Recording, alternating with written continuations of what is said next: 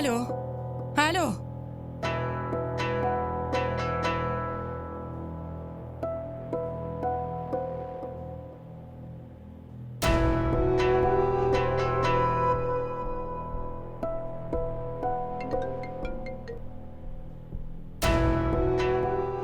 الو رومی؟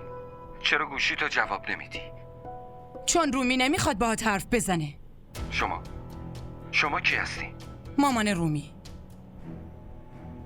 میتونی حرف بزنی؟ چون به احترام اون پیوندی که الان ساکتی، اون پیوند دیگه تموم شده است. فهمیدی؟ منظورتون چیه؟ منظورم اینه که روی برگاهی طلاق با آرامش امضا بزن. به هر حال اگه امضا هم نزنی دادگاه خودش تصمیم میگیره.